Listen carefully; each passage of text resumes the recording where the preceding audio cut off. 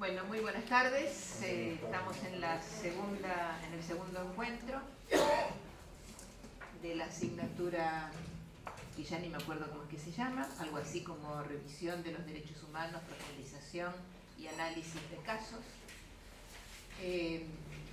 que el doctor Leonardo Franco y yo estamos ordenando cómo vamos a ir desgranando los casos que nos parecen más importantes, o algunos casos que nos ofrecen la posibilidad de debatirlos desde la mirada nacional, porque han sido casos iniciados por problemas en nuestro país y que derivaron luego hacia la Comisión y hacia la Corte.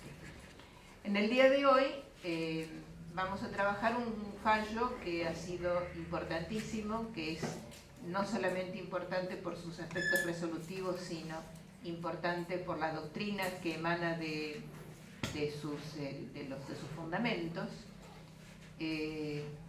Me atrevo a decir que hay dos votos, por lo menos, dos votos importantes que ameritan ser leídos particularmente. Les hemos mandado a todos por mail los fallos completos. El voto de Cansado Trindade y el voto de García Ramírez tienen mucha sustancia para leer cuidadosamente, y contamos con una presencia inestimable, con un docente de primera línea, que es el doctor Víctor Abramovich, que dirige el Centro de Derechos Humanos de la Universidad Nacional de Lanús, y además tenés un cargo en el Mercosur también en Derechos Humanos, en el Instituto de Derechos Humanos, y bueno, gran amigo y excelente profesional e intelectual en estos temas. Vamos a participar después en esto que ayer fui a una reunión donde a la conversación posterior la llamaron conversatorio, la primera vez que lo oigo, la de conversatorio sobre los temas planteados. Así que vamos a aprovechar eso, ya no debatimos, hacemos conversatorios. Y todos juntos vamos compartiendo algo de lo más, yo diría lo más trascendente que ha ocurrido en los 30 años de democracia que vamos a celebrar en muy pocos meses, y es haber crecido, al mismo tiempo que ha crecido la conciencia jurídica internacional en materia de derechos humanos, haber podido dar ese salto en calidad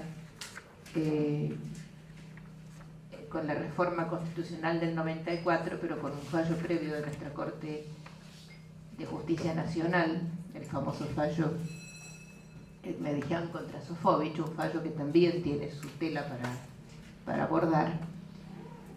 Y hoy estamos prácticamente sin ningún debate al respecto, es decir, sin que haya ninguna voz discordante acerca de la supremacía y de la importancia, no solamente de la supremacía en cuanto a los dictámenes y a las resoluciones de la Corte Interamericana, sino también el valor doctrinario que tienen sus opiniones consultivas y los fallos fundados de los jueces de la Corte.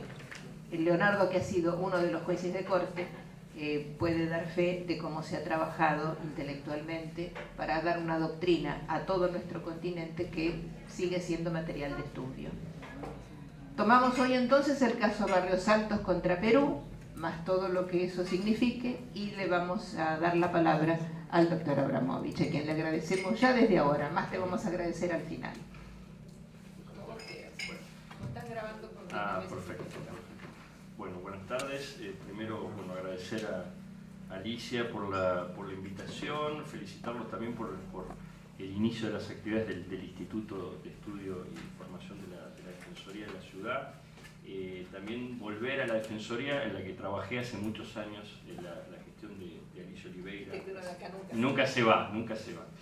Y bueno, también a Leonardo, con quien trabajamos en el Centro de Derechos Humanos, en la maestría en Derechos Humanos de la Universidad Nacional de Lanús. Cuando charlamos un poco con Alicia cómo pensar la discusión de hoy sobre alrededor del caso Barrios Altos, se me ocurrió quizá poner un poco en contexto el debate en el ámbito del sistema interamericano sobre los deberes de investigación penal de graves violaciones. Y como como Alicia mencionaba bien, el caso Barrios Altos es un caso paradigmático porque es la primera vez que la Corte Interamericana se pronuncia sobre leyes de amnistía de crímenes de lesa humanidad, graves violaciones a los derechos humanos o crímenes de lesa humanidad. Hasta ese momento había pronunciamientos de la Comisión, pero la Corte Interamericana no se había pronunciado sobre ese tema. Ahora, la idea es dividir un poco la charla en dos partes. Por un lado, contar cómo fue el proceso político y legal de discusión de la ley de amnistía en Perú y las distintas intervenciones que tuvo el sistema interamericano en Perú sobre esto, a partir de una muestra, una línea de tiempo que armé para poner en contexto la sentencia de la Corte. Vincular también esa intervención del sistema interamericano en Perú con lo que fue la intervención del sistema interamericano en el debate sobre graves violaciones en la Argentina, sin profundizar, pero simplemente viendo la relación, sobre todo porque la Corte Interamericana nunca llegó a pronunciarse sobre las leyes de obediencia a vida de punto final los indultos en la Argentina. No hay ningún pronunciamiento de la Corte sobre eso, solo hay de la Comisión. Sin embargo, el caso Barrios Altos fue central en el debate jurídico sobre las leyes de obediencia de vida y de punto final en la Argentina. El caso sale luego de la sentencia en primera instancia del juez Cavallo y antes del pronunciamiento de la Cámara Federal.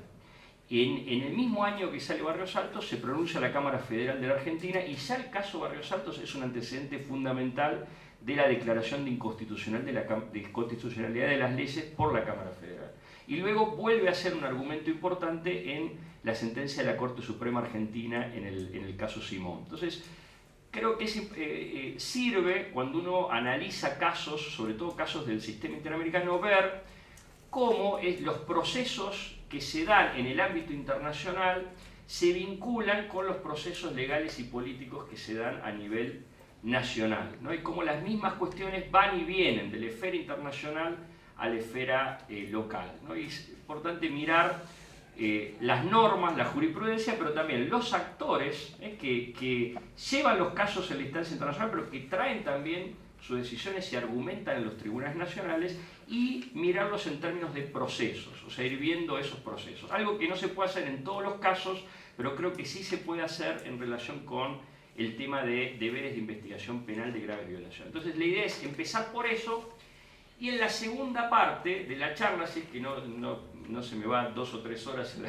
en la primera parte, simplemente mencionar algunos de los principales temas de debate jurídico que se dan tanto a nivel de la Corte Interamericana y de la Comisión como de los tribunales nacionales, sobre todo de los países de Mercosur, sobre el tema del deber de investigación penal de graves violaciones. En particular, la Argentina, el tema no es cuestionado desde que la Corte reabre el proceso, pero hay debates abiertos, por ejemplo, en Brasil, por ejemplo, en Uruguay, a partir de la decisión del caso Hellman. Y muchas de las discusiones de los debates jurídicos impactan también en algunas cuestiones que se dan en la Argentina respecto de violencia estatal, pero no masiva y sistemática. Por ejemplo, el caso Bulacio o el caso Bueno Alves, ¿no? Y las decisiones de reapertura de procesos cerrados en la instancia nacional.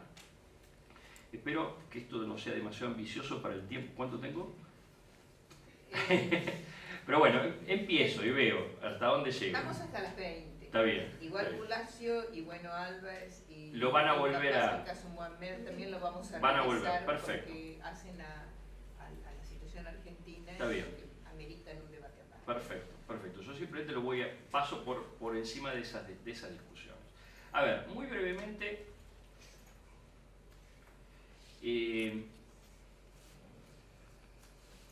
la idea es mostrar en esta línea de tiempo cómo fue la intervención del sistema interamericano sobre los procesos judiciales sobre graves violaciones en el Perú, que comienzan antes del arribo de Fujimori al poder en el año 90. La Comisión Interamericana ya entre el 88 y el año 91 había comenzado a poner la mirada en la legislación antiterrorista peruana, que era básicamente una legislación, un régimen penal de excepción, y había comenzado a enviar casos a la Corte Interamericana y a documentar casos. Entre el año 88 y 91 hay 67 casos sobre básicamente masacres cometidas por el ejército peruano en los años 80, la mayoría en la zona de Ayacucho, pero donde se discutía también temas de garantías procesales, ¿no? Jueces sin rostro o tipos penales abiertos o doble juzgamiento. En el año 90, Fujimori llega al gobierno en Perú. Entre el 90 y el 91 la comisión envía a la Corte el caso Negra Alegría, que también se denomina el Frontón, que es una masacre en una cárcel durante el gobierno anterior al gobierno de Fujimori, de Alan García, y el caso de la masacre de Cazar. En el 92 se produce el autogolpe.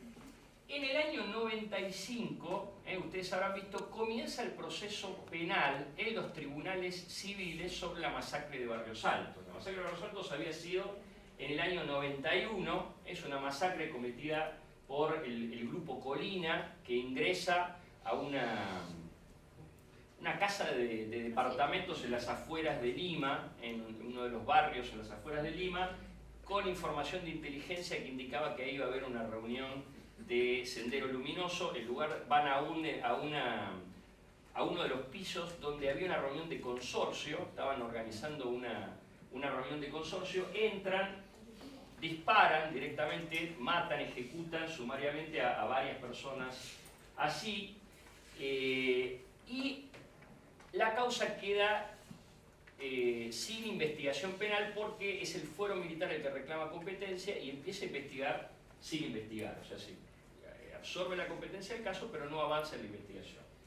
En el año 95 un grupo de organizaciones y familiares de víctimas presentan el caso ante un tribunal civil que asume la competencia, manda a pedir el expediente a la justicia penal militar, comienza a investigar y cuando empieza a citar a miembros de las Fuerzas Armadas peruanas a declarar en el marco del caso, hay una gran presión sobre el gobierno y se dicta una primera ley de amnistía, amnistiando todos los hechos incluidos en un determinado periodo, y básicamente planteando que esos hechos no iban a ser materia de investigación penal, una ley de amnistía general.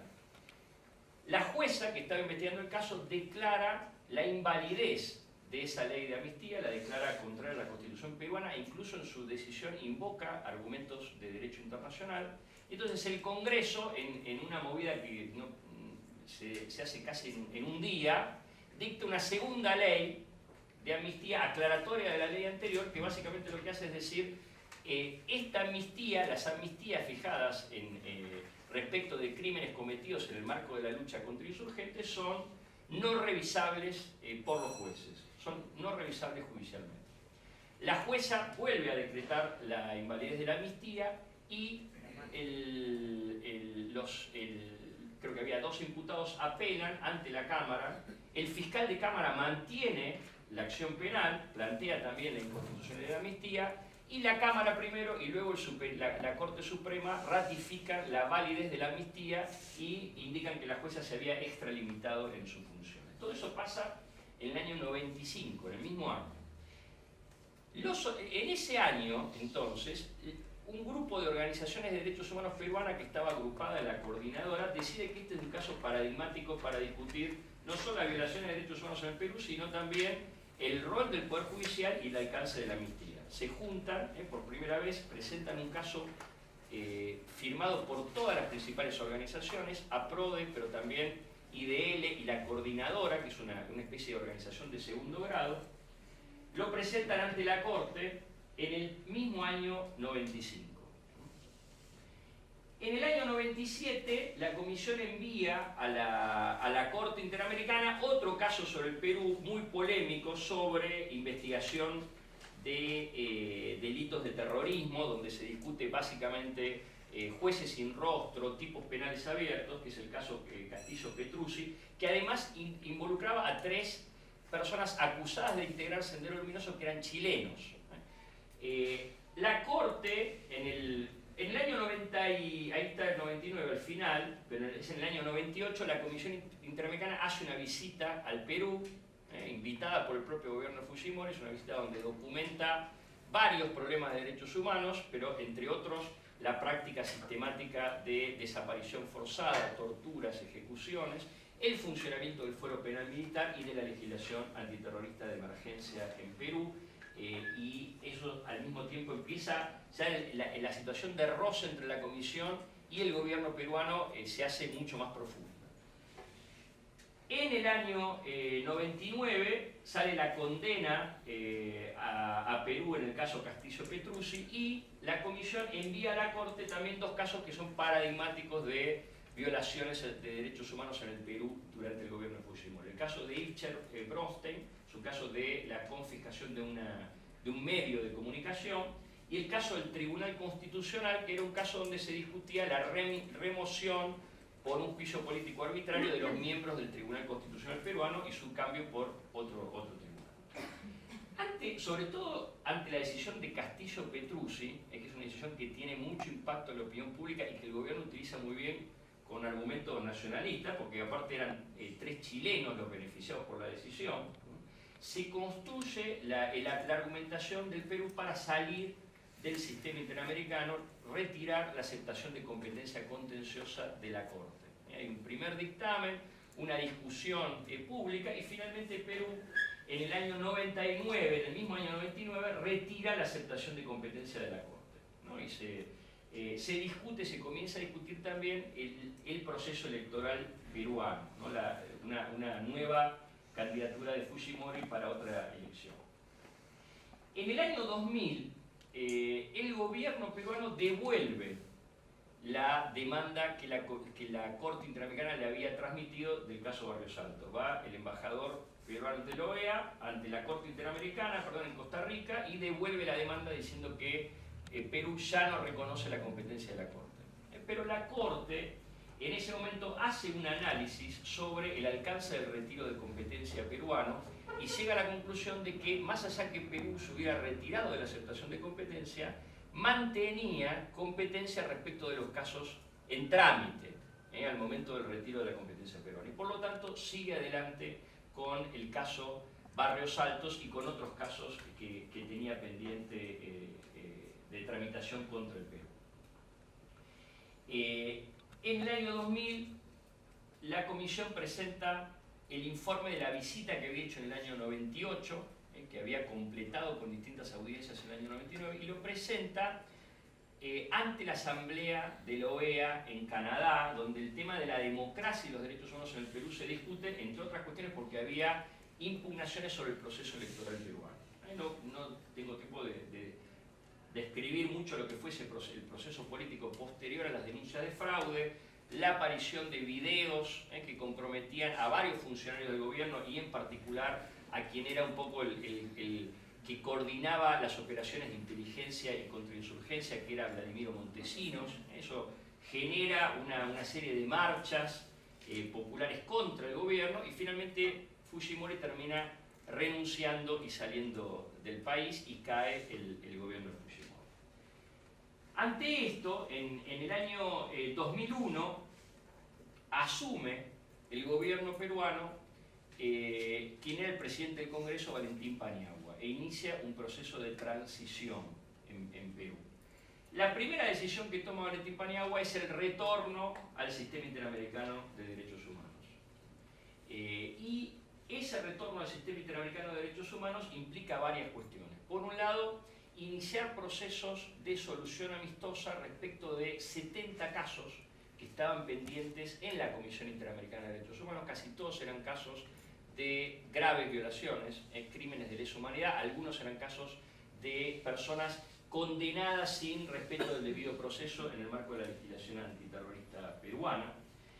Y al mismo tiempo se celebra en ese año 2001 ante la Corte Interamericana en Costa Rica la audiencia para escuchar los argumentos de prueba y alegatos de derecho en el caso Barrios Altos.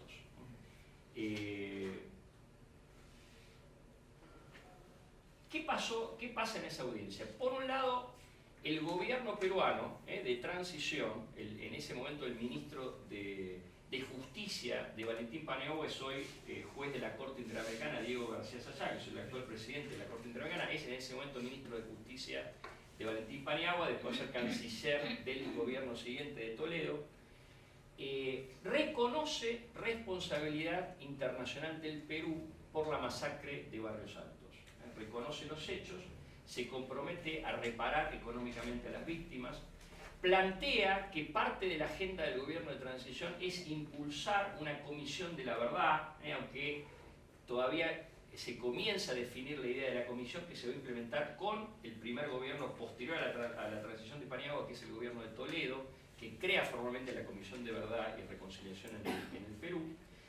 Pero se plantea ahí una discusión sobre qué hacer con la ley de amnistía, con las dos leyes de amnistía. Porque por un lado, el sistema interamericano, sobre todo la Comisión, venía planteando que ante graves violaciones uno de los deberes fundamentales no era solo reparar, sino investigar penalmente los hechos.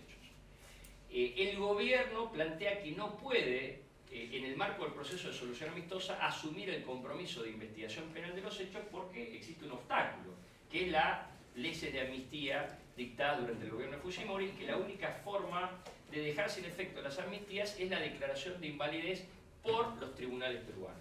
Entonces, la comisión, los peticionarios, que era la Coordinadora de Derechos Humanos del Perú, y el gobierno peruano deciden pedirle a la Corte Interamericana de Derechos Humanos que, sin perjuicio de la aceptación de responsabilidad internacional del Perú, se pronunciara sobre la compatibilidad de la ley de amnistía con la Convención Americana de Derechos Humanos. Es una fórmula bastante rara, porque es un acuerdo de solución amistosa, donde en principio no iba a haber sentencia de fondo, pero donde la única vía que se encuentra como para definir el alcance de la amnistía es el pronunciamiento de la Corte, con la idea de que ese pronunciamiento de la Corte pueda ser luego implementado a nivel de los tribunales peruanos, ¿no? Y preservando la división de poderes entre el gobierno y el Poder Judicial. La Corte acepta a pronunciarse, pero al mismo tiempo que se gana y que se pierde, no llega a ser, en mi opinión al menos, una sentencia en sentido propio de la Corte. El análisis que hace de la ley de amnistía es un análisis bastante general.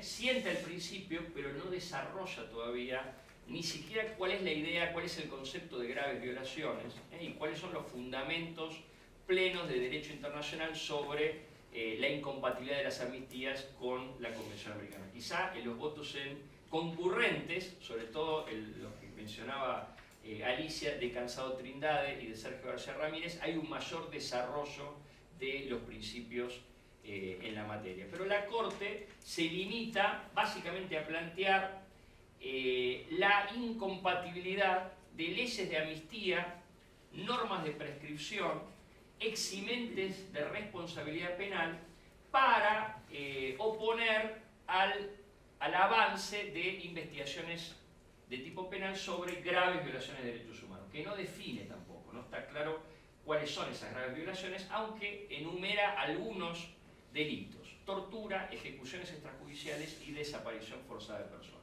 En el caso Barrios Altos, estábamos hablando de graves violaciones, delitos, en el caso particular eran ejecuciones extrajudiciales, que se habían cometido en un contexto de violaciones masivas y sistemáticas. O sea, el hecho concreto de las ejecuciones en Barrios Altos no eran hechos aislados, sino que eran una forma de actuación del Estado, una práctica del Estado que obedecía a una política vinculada con la persecución de un grupo político determinado. Y había varios casos similares de masacres que mostraban una forma de actuación de ciertos sectores en particular del aparato estatal, entre ellos el grupo político.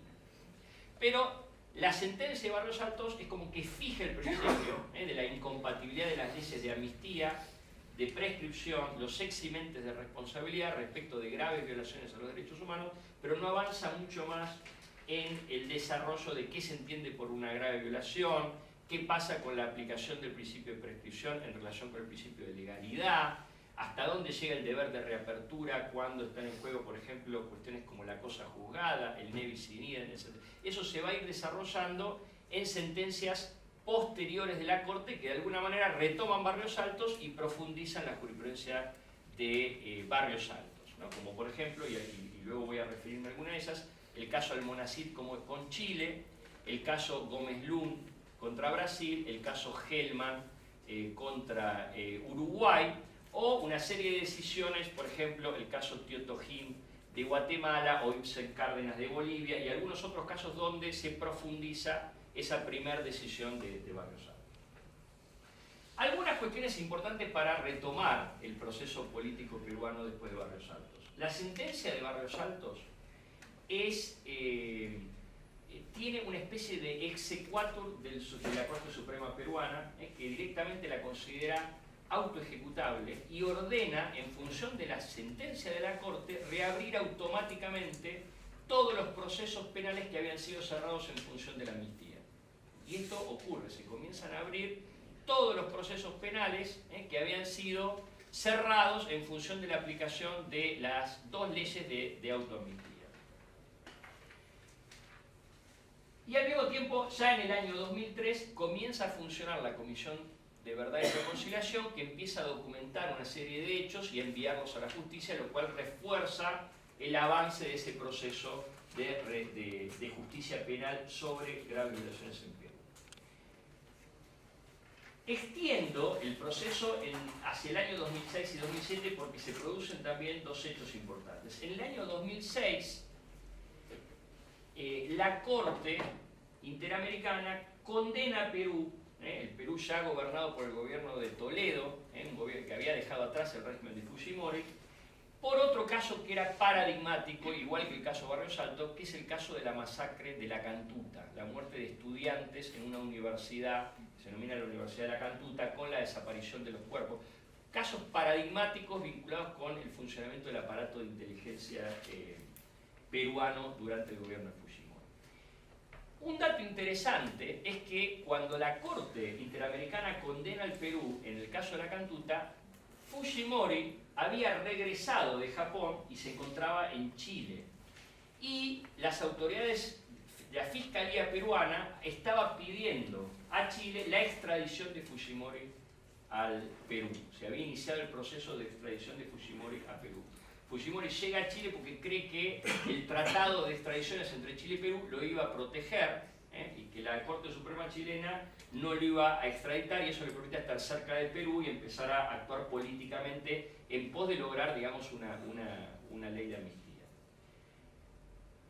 Cuando el caso está tramitando en la Corte Interamericana, el caso de La Cantuta, se le pide a la Corte Interamericana que se pronuncie, ya no sobre la amnistía peruana, porque lo había establecido, ni sobre la imprescriptibilidad de los crímenes, sino sobre el deber de los estados de juzgar o extraditar graves violaciones a los derechos humanos. La Corte se pronuncia al respecto y la Fiscalía peruana invoca ante la Corte Suprema chilena el caso de la Corte Interamericana en la masacre de La Cantuta. Y es interesante porque finalmente la Corte Suprema chilena extradita a Fujimori a Perú, rechaza el planteo de Fujimori, decide extraditarlo, hace lugar al pedido de extradición peruano y lo extradita por 3 delitos. Un delito de corrupción y 2 delitos vinculados con graves violaciones de derechos humanos. El caso Barrios Altos y el caso de La Cantuta. O sea, los 2 casos son los cuales la Corte Interamericana se había pronunciado. ¿Qué quiero marcar con esto? Que la intervención del sistema interamericano no se da solo en el caso de Barrios Altos, sino que hay un ir y venir de la discusión sobre graves violaciones en todo un proceso, que se inicia a mediados de los años 80 y todavía sigue abierto. Todavía en el Perú sigue abierto, no vamos a hablar de qué está pasando ahora con todo el proceso de Fujimori. Fujimori fue condenado, pero todavía hay discusiones, cada tanto vuelve otra vez la cuestión a la Corte Interamericana. Para entender eso, bueno, hay como mediadores entre el sistema internacional y el proceso local, ¿no? Muchas veces los tribunales nacionales aplican decisiones del sistema interamericano, por ejemplo, reabren procesos, aun cuando no hubieran sido el caso de Barrios Altos. Barrios Altos sirvió para reabrir una serie de procesos que iban más allá de los involucrados en el caso de Barrios Altos. En el caso de la extradición de Fujimori se aprovecha la audiencia del caso de la Cantuta para introducir una cuestión que no estaba prevista cuando el caso se inició, que era la extradición de Fujimori de Chile a Perú. Fujimori era uno de los responsables del caso de la Cantuta y la posibilidad de extradición era parte de los obstáculos a realizar por la Corte en términos de los deberes de investigación penal. Y luego, muchas de las decisiones de casos de la Corte Interamericana de Derechos Humanos, muchos de los casos que habían sido documentados por la Corte Interamericana de Derechos Humanos son retomados también por la Comisión de la Verdad y Reconciliación peruana como casos paradigmáticos. O sea, ¿qué quiero decir? Hay un rebote entre lo nacional y lo internacional. No es solo mirar las sentencias, sino actores y procesos. Y no voy a detenerme porque me llevaría en el caso de Argentina, pero simplemente para mostrar que en el caso de Argentina también el tema de las graves violaciones fue y vino del sistema interamericano al sistema interno, y esto se podría complejizar más si uno incorpora acá los juicios en el extranjero, los casos ante los comités de Naciones Unidas, etcétera, etcétera. Hay la discusión sobre la investigación penal de crímenes de lesa humanidad en Argentina se da en la esfera nacional tanto como en la esfera internacional. Y hay distintas maneras en que el sistema interamericano en particular va a tener cierta incidencia sobre los procesos internos, ¿no? Por un lado, una forma fue la visita in loco de la Comisión Interamericana a la Argentina en el año 79, como documentar esas violaciones y emitir el informe en el año 80. Luego, ya entre los años 91 y 94, el planteo en el sistema interamericano de la cuestión de la reparación de esas graves violaciones, la insuficiencia de la legislación civil y la apertura de procesos y de políticas de reparación a nivel nacional. En el año 92, la Comisión Interamericana se pronuncia sobre las leyes de obediencia debida y punto final en el informe 2892 y las declara incompatibles con la Convención Americana. También hace lo mismo con la ley de caducidad de la pretensión política del Estado de Uruguay. En el año 95, las confesiones de Silingo habilitan un debate sobre el tema de la verdad, se inician varias discusiones sobre procesos en materia de derecho a la verdad.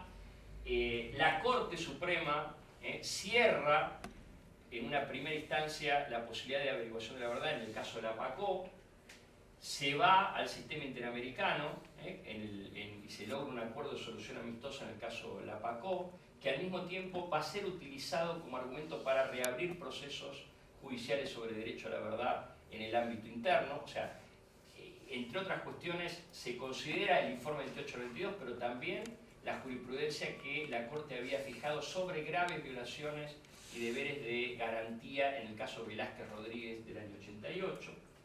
Y luego, en el año 2001, vuelve a reabrirse, se puede hacer más complejo porque en el 99 hay varias decisiones también sobre el tema, pero en el año 2001 vuelve a reabrirse la discusión sobre la validez constitucional de las leyes de obediencia debida y de punto final, donde parte de los argumentos, primero del primer juez que decide sobre el tema, están basados en desarrollo del sistema interamericano y del derecho penal internacional. Dentro de lo que es el sistema interamericano, que sería el recorte, Velázquez Rodríguez, el informe 2892 son parte de la argumentación. El caso se apela, va a la Cámara Federal y cuando la Cámara Federal le toca decidir, la Cámara Federal de la Capital, que es el segundo tribunal federal que se pronuncia sobre la inconstitucionalidad de las leyes admitidas en este nuevo proceso, ya la Corte Interamericana había dictado Barrios Altos y entonces gran parte de la decisión de la Corte de la Cámara Federal recoge Barrios Altos de la Corte Interamericana, que no era un caso sobre Argentina, era un caso sobre Perú. Lo que hay es una aplicación de la jurisprudencia de Barrios Altos como guía de interpretación de la Convención Americana. Claro, había existido antes la constitucionalización de los tratados en el año 94, la jurisprudencia de guía de aplicación que comienza en Egmegian antes de la reforma y que continúa con posterioridad en varias decisiones. Es ese cambio, digamos, de del propio sistema constitucional argentino valoriza la jurisprudencia de la Corte de Barrios Altos y la convierte en una fuente de argumentación importante para la Cámara Federal. Y luego lo mismo cuando le toca, viene la anulación legislativa de las leyes y la decisión final de la Corte Suprema en el caso Simón, donde nuevamente la jurisprudencia del sistema interamericano es una de las líneas de argumentación importante. O sea, el sistema tiene distintas formas de intervención: visiting law, coinformes, acuerdos de solución amistosa y la aplicación de la jurisprudencia como guía de interpretación de los propios tribunales argentinos. Son maneras distintas en que el sistema va a tener una participación en la discusión interna. Si uno mira, el propio caso Barrios Altos tiene en Perú un efecto directo, porque la decisión de la Corte en Barrios Altos genera la reapertura de los procesos judiciales en Perú. En la Argentina el efecto es indirecto, o sea, funciona lo que luego la Corte y algunos autores definen como control de convencionalidad, o sea, cuando los tribunales argentinos interpretan el alcance de la Convención Americana, toman como guía de interpretación la jurisprudencia de la Corte Interamericana, en ese momento vigente, que era la jurisprudencia del caso de Barrios Altos. O sea, pero es interesante ver que hay ese efecto, no es solo para el país condenado en el caso, sino para otros países cuando sus tribunales reconocen como guía de interpretación esa jurisprudencia. Y el propio caso Barrios Altos, que está pensado básicamente para reabrir los procesos judiciales peruanos, va a tener un efecto directo sobre la discusión jurídica, también sobre la constitucionalidad de las leyes en la Argentina. Esto lo dejo, pero algunas cuestiones, sin entrar en lo que ya van a discutir en las próximas charlas sobre Bulacio y Barrios Altos. Yo diría Bulacio y Bueno Alves. Si se analiza la jurisprudencia del sistema interamericano en general, y no voy a tomar otros sistemas internacionales, sobre investigación penal de graves violaciones, por lo general son 5 temas los que se discuten, que a veces se mezclan en un caso, pero se pueden diferenciar 5 temas. Por un lado, ¿cuáles son las graves violaciones inamnistiables e imprescriptibles? ¿No? Toda la discusión sobre leyes de amnistía e imprescriptibilidad de graves violaciones.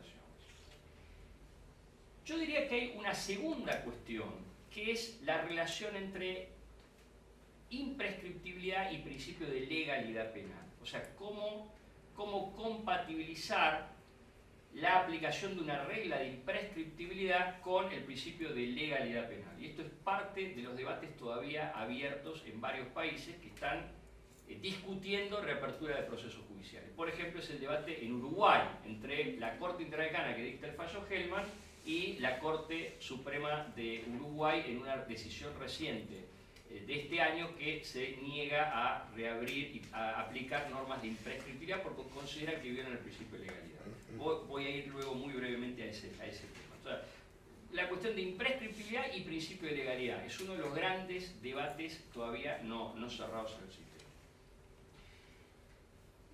Una tercera discusión importante en el sistema es el alcance del deber de reapertura de procesos penales cerrados en el ámbito nacional y la tensión que se genera entre deberes de reapertura y los principios de cosa juzgada y ne bis in idem. Y aquí hay 2 tipos de cuestiones de deberes de reapertura. Deberes de reapertura cuando estamos ante graves violaciones vinculadas con crímenes masivos y sistemáticos, pero también más recientemente, una serie de casos de violencia policial, pero que no son en contextos de políticas masivas y sistemáticas de violaciones de derechos humanos, y ahí comienza a discutirse cuáles son esos deberes de reapertura. Y el sistema interamericano desarrolla gradualmente la idea de debida diligencia en la investigación y cosa juzgada aparente o fraudulenta, que toma del derecho penal internacional. O sea, la imposibilidad de los tribunales nacionales, del Estado nacional, de oponer a la obligación de reapertura de procesos penales la argumentación de cosa juzgada cuando no hubo en el proceso penal interno un ánimo real de someter a los autores a la acción de la justicia. Fue una idea de cosa juzgada aparente o fraudulenta. Eso es parte de la discusión en el caso Bulacio Expósito, y vuelve a ser parte de la discusión en la implementación en la Argentina del caso Bueno Alves en dos fallos de la Corte Suprema, el caso del comisario René Derecho, que hay un derecho 1 y hay un derecho 2, ¿no? Un caso derecho posterior a la sentencia de Bueno Alves, que cierra la causa por prescripción, y un derecho posterior a una decisión aclaratoria de la Corte Interamericana en Bueno Alves, que decide reabrir el proceso. Si quieren, luego muy brevemente me refiero a eso. Pero los deberes de reapertura también se dan para los casos de graves violaciones. Cuando se reabrieron los procesos a partir de Barrios Altos, muchos de los militares afectados por la reapertura se presentaron ante los tribunales peruanos a invocar cosa juzgada. Y hay varias decisiones de tribunales peruanos sobre el alcance de la cosa juzgada frente al deber de reapertura de esos procesos. Y obviamente en la Argentina los procesos judiciales por crimen de terrorismo de Estado también generan una discusión sobre el alcance de la cosa juzgada. Hay varias decisiones de la Corte Suprema, quizá la última, la más interesante, es el caso Maceo, donde además de analizarse la cuestión de la cosa juzgada, se analiza la cuestión del indulto. Y en casi todos los países hay un debate sobre esta cuestión. Yo diría, cuarto y quinto tema. El cuarto tema, que es muy importante, es el alcance de la justicia penal militar, porque para que pueda haber investigación de graves violaciones, una primera discusión es quién investiga. Y el patrón en toda América Latina, cuando investiga la justicia penal militar, hay impunidad. Entonces, todo el debate, sobre todo pienso en los casos sobre graves violaciones en Colombia o graves violaciones en México, pasan centralmente no solo por normas de prescripción, amnistía, deber de reapertura, sino también por competencia de la justicia penal militar. Es otro tema de discusión. Y el quinto tema, para mí también muy importante, es el tema de deberes de extradición, el deber de juzgar o extraditar. No voy a profundizar mucho en eso. Como les comentaba, la Corte lo plantea por primera vez en el caso de la Cantuta, planteando que no menciona a Chile, pero indirectamente lo que está diciendo es un Estado en el cual se encuentran personas acusadas de graves violaciones a los derechos humanos, tiene una doble obligación. O lo juzga o los extradita al país que manifieste voluntad de juzgar. Es una primera arista del tema de juzgar o extraditar. Hay una segunda arista, que es el debate que se da en Colombia sobre quién tiene prioridad en el juzgamiento, cuando el gobierno colombiano decide extraditar paramilitares a los Estados Unidos, donde estaban siendo investigados por crímenes de narcotráfico, y se presenta la discusión de que esa extradición bloqueaba las investigaciones por crímenes de lesa humanidad que se estaban haciendo en Colombia. La Corte se pronuncia sobre eso en el caso La Rochela y plantea que las investigaciones sobre graves violaciones tienen que tener preeminencia sobre la investigación de delitos comunes. No voy a proceder, pero argumenta también en términos de derecho a la verdad de las víctimas y otras cuestiones. Entonces serían esos 5 temas: amnistías y graves violaciones, el tema de imprescriptibilidad versus principio de legalidad, el tema de deberes de reapertura y la atención con cosa juzgada o ne bis in idem, justicia penal militar y deberes de extradición y juzgamiento. Si me empezara a hablar de todo esto ya nos iríamos, pero simplemente algunas cuestiones sobre que me parecen centrales porque tienen que ver con el debate que se está dando en la Argentina sobre el caso Bulacio, el caso Barrios Altos, pero en general son los márgenes de autonomía que el Estado Nacional está dispuesto a ceder a instancias de protección internacional, y en particular los márgenes de autonomía de la Corte Suprema como última instancia de interpretación de la Constitución. Yo les comentaba que el caso Barrios Altos es una sentencia que tiene ciertas deficiencias, porque es resultado básicamente de un acuerdo de solución amistosa y de un reconocimiento de responsabilidad. Entonces, en Barrios Altos, la Corte Interamericana de Derechos Humanos no define qué entiende por graves violaciones. Habla de tortura, ejecuciones extrajudiciales, desaparición forzada de personas, pero no define si graves violaciones son en contextos de violaciones sistemáticas o masivas, o un hecho aislado de tortura, un hecho aislado de desaparición forzada también podría ser una grave violación inamnistiable e imprescriptible. El problema se genera, digamos, por la interpretación de graves violaciones cuando la Corte Interamericana se pronuncia en el caso Bulacio, porque allí, de una manera que ha sido bastante criticada, cita la jurisprudencia de Barrios Altos y plantea como fundamento para sostener que el Estado argentino no podía oponer el cierre por prescripción de la causa contra el comisario involucrado en el caso Bulacio. El caso Bulacio tiene como contrapartida una decisión de la Corte Suprema Argentina en el caso Expósito, y ahí la Corte Suprema Argentina se divide en varios votos, pero el voto de Zaffaroni y Petracchi y el voto de Hayton, que son los que conforman básicamente la mayoría, por un lado critican a la Corte Interamericana y le dicen, miren, usted está aplicando el caso Barrios Altos como graves violaciones a un caso que no es un crimen de lesa humanidad, porque esto es un caso grave de tortura, es violación de la Convención Americana, es violación de normas internacionales, pero no se ha dado en un contexto de violaciones masivas y sistemáticas. Por lo tanto, no estaríamos frente a un crimen imprescriptible. No estaríamos frente a un crimen imprescriptible. Sin embargo, dice la Corte, el margen de decisión de los tribunales argentinos quedó seriamente acotado por la aceptación de un órgano de justicia internacional cuyas decisiones son vinculantes y obligatorias para el Estado argentino, porque el artículo 68 de la Convención Americana dice que las sentencias de la Corte son obligatorias y ese artículo tiene en nuestro sistema constitucional rango constitucional, jerarquía constitucional. Entonces, dejando sentada nuestra disidencia con la interpretación de la Corte Interamericana, decidimos reabrir el caso. Hay distintos votos, esto lo van a discutir más adelante, no voy a entrar en los matices. Perdón, un inserto. Sí. Todos los votos son críticos. Todos los votos son críticos. Todos son críticos. Yo no soy jueza, pero soy recontra crítica de ese fallo. Sí, el menos crítico es el de Boyano, me parece, Sí, pero casi todos son críticos. Sí. Y todos aceptan, aún críticamente, y creo que esto es un poco la línea que nosotros sostenemos Claro. En este curso.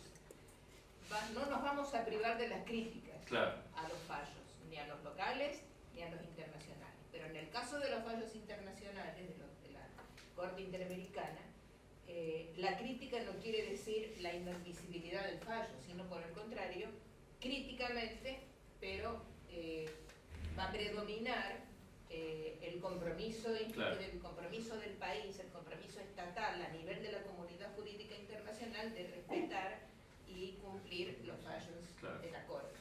Ahora, Es como la posición Bulacio mayoritaria. es un escándalo desde el punto de vista jurídico, porque ni siquiera se pudo probar el nexo causal entre la muerte de Bulacio y la responsabilidad del comisario. O sea, el hecho inicial, porque no está juzgado por el delito de tortura ni de homicidio. No, está jugado por privación ilegal de la libertad. Sí, privación ilegal por el mal cumplimiento de deberes de funcionario público. Yo litigué el caso Bulacio, sé que lo conozco bastante porque fui representante de la comisión ante la Corte. Yo lo tuve que padecer. Si quieren te puedo hablar, pero básicamente el argumento central de la Corte Interamericana en Bulacio no es la responsabilidad directa del comisario en la tortura, sino un deber en custodia, un deber de custodia, la ampliación de un deber de custodia. No vamos a discutir cuando venga el ministro, que fue el juez que intervino en la primera etapa. Pero lo interesante de ese caso es un caso que amplía el deber de custodia, o sea, cuando el Estado detiene ilegalmente, sobre todo una persona que era menor de edad, y algo ocurre. 80 personas. No, pero 80 pibes en una racia, y parte de la discusión es la racia, y que es una detención en base a un memo, 40, o sea, es claramente una detención ilegal del Estado. Cuando detiene ilegalmente y algo le pasa a la persona estando en custodia, en este caso no está demostrado que había una relación de causalidad directa, pero sí una posible relación de causalidad entre los golpes y la activación del angioma que tenía Bulacio. Entonces no era posible tampoco descartar esa vinculación. es como que la carga de la prueba se invierte y recae sobre el Estado justificar que una causa distinta a la acción de sus agentes determinó la muerte. Entonces ese es básicamente...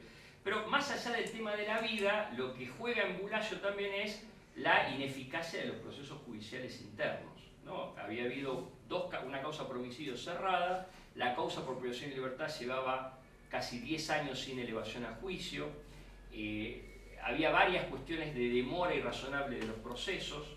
Entonces la Corte, hay como dos miradas sobre qué quiso decir la Corte Interamericana en Bulacio. Vamos a trabajarlo. No, te llamamos para que... Si quieren completo.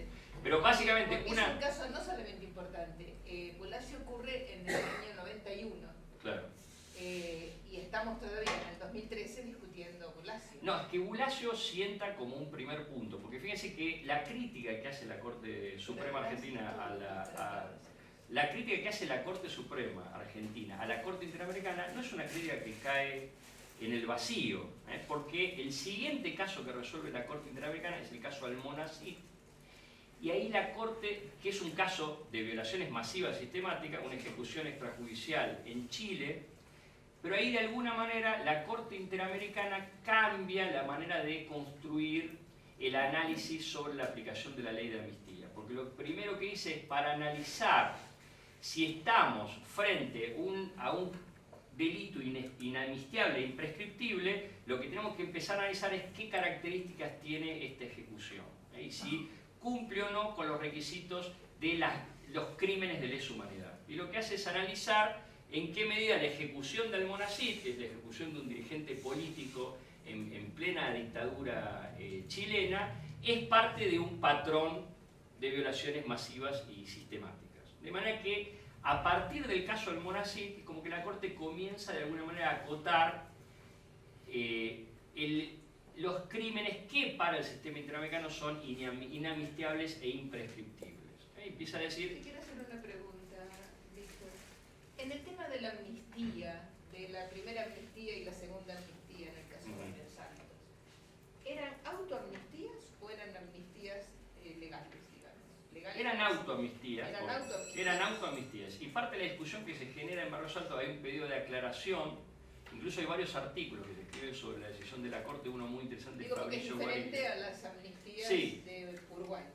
Es diferente a la amnistía de Uruguay. La Corte en esos casos habla de una parte de amnistía y después de autoamnistía. Lo que pasa es que después se pronuncia sobre otras leyes de amnistía dictadas no por el propio régimen, sino en otros contextos, amnistías dictadas por congresos democráticos.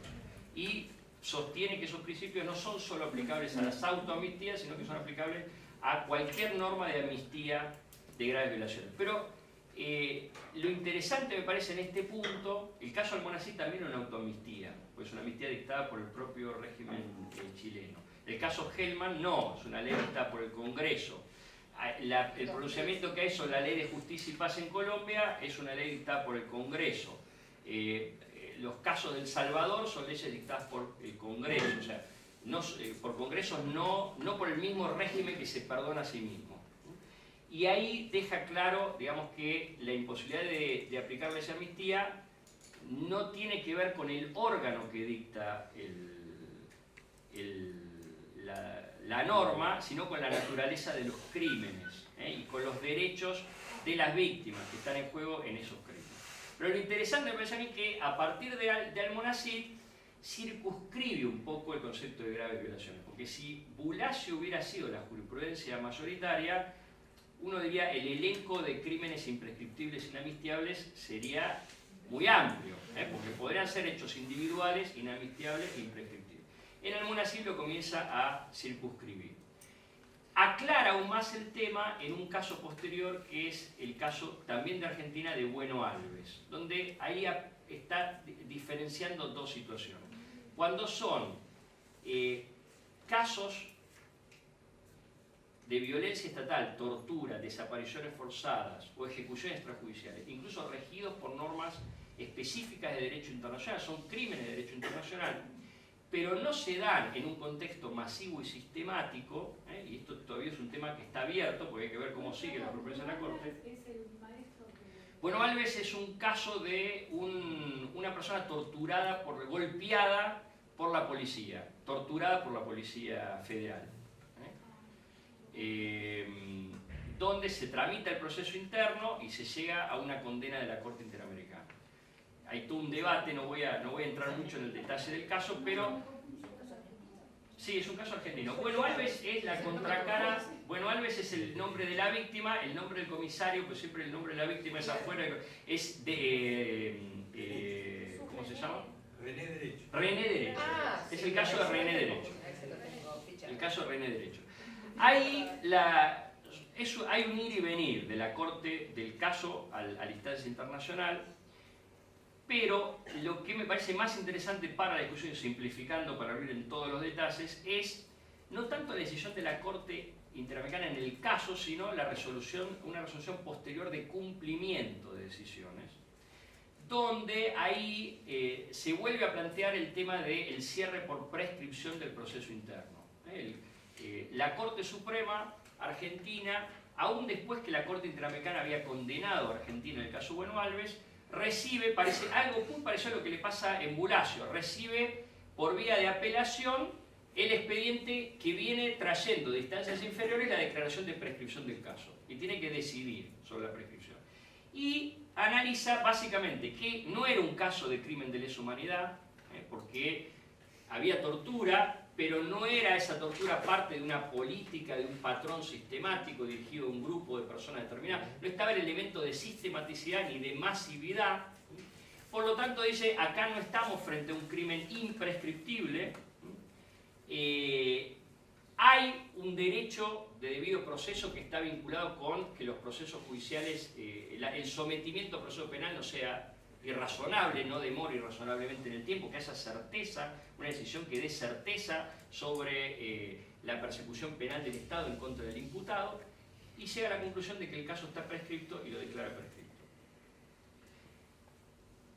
Vuelve el caso a la Corte Interamericana para, en términos de supervisión del cumplimiento de sentencia. Y ahí la Corte Interamericana analiza el caso y en síntesis lo que hace es comparte la decisión de la Corte Suprema Argentina de que no es un caso de crimen de lesa humanidad y por tanto no es un caso de delito imprescriptible, pero lo que analiza es si en el caso existió una adecuada investigación penal de los hechos.